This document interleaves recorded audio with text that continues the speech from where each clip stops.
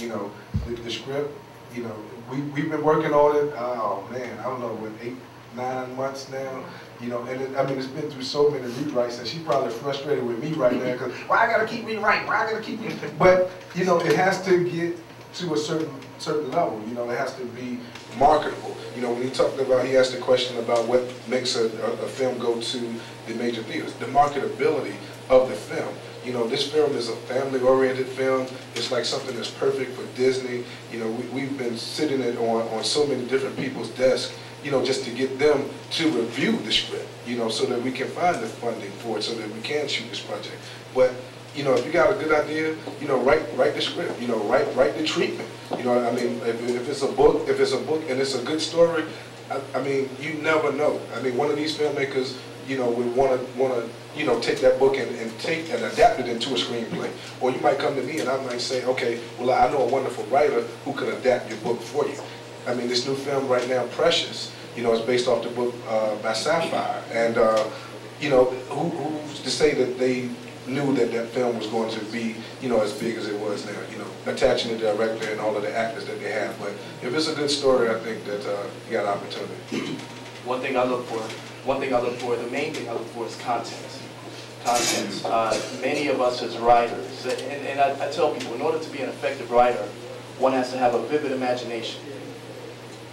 Learn to think outside of the box. As a prime example, many people in a certain demographic can only write a story about what they see every day or what they experience.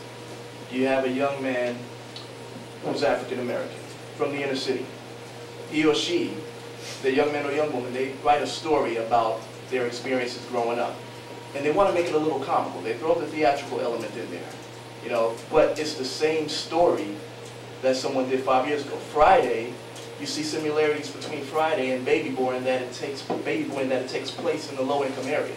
It's about African Americans just doing the same thing every day, and you know, many people, just as an example, get typecast or stuck in one particular element or component of a story. But when you can think outside of the box and use your imagination and cultivate the creativity in you, and just tell, you know, how many of us in minorities actually write more science fiction stories about things going on other planets? So just, you want to think outside of the box, because nowadays, well, me as an independent filmmaker and a writer as well, I look for the content that actually tells me something I have not seen or heard before. And what would make it sell is that if someone else say, hey, that's pretty new. I mean, that's you know, I've never come across that before. So what I look for is content, and I want a component that's so original that it's actually going to make me sit up and say, yeah, I want to be with this guy or this young woman. And just to touch base on what was mentioned about the copyright earlier, if you're a writer, or anyone here who's an actor, of course you're all actors, but those who are writers as well, those who aspire to write something or actually to put their vision on paper, there is a process to get your stuff, to get the copyright on your material. You always want to do that. And the way I do it, the way I prefer to do it as a writer, as a filmmaker, always through the Library of Congress. You know, there's a popular notion about the poor man's copyright and everything. I have my own notions about that. The Library of Congress, excuse me, is authentic and it's very secure. So yeah, the content is what I look for basically. I want originality. Come on, tell them what the poor man's copy is.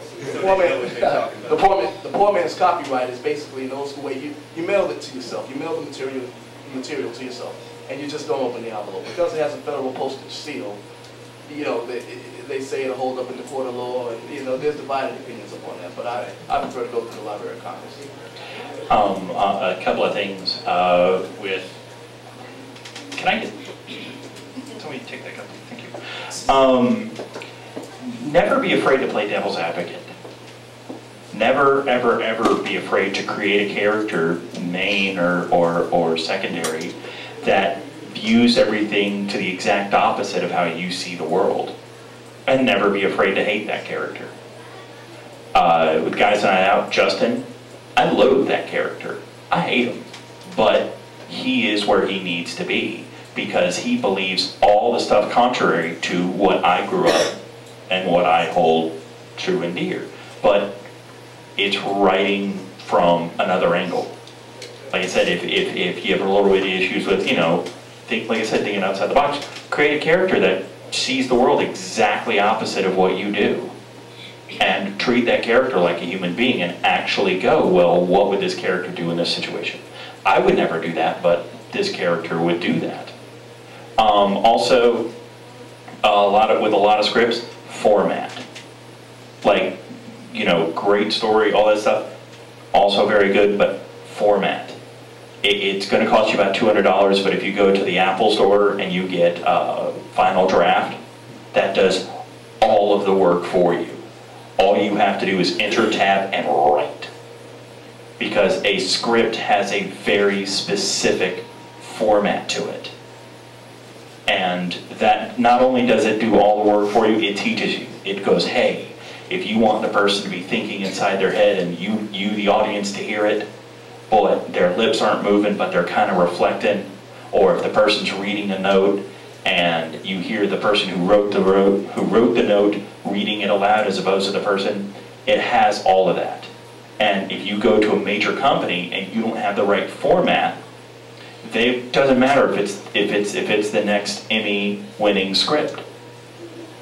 They'll throw it in the trash because it's not in the right format. What is the, you mentioned that was with Mac, is that PC? Yes, it's Mac. Sorry, it's a Mac and PC program. It goes both ways, but you get it in the Apple Store, and it's worth every penny. And you can load the Mac onto your PC? No. It is the disc works for both PC and Mac. Got it. So you just got to get the one disc. And it also connects you to a very reputable website that will copyright your script. And they will mail you a certificate saying that so-and-so owns such and such script. Send you all the paperwork. So you actually have something tangible to hold on to. Real quick, by show of hands, how many people here are writers or aspiring writers? Raise your hand, please. So how many people here are actors? And then production. So, and that's just so our panel understands the questions that, or the majority of the audience is actors, a few writers. How many people are writers and actors? Have you written anything? Have you written anything? Vince. Have you? Somebody in the back? Somebody in the back? Writer. Who else said that they were a writer? Vince, you've written something. Okay. Somebody else? I think somebody over here. No. Question from the floor.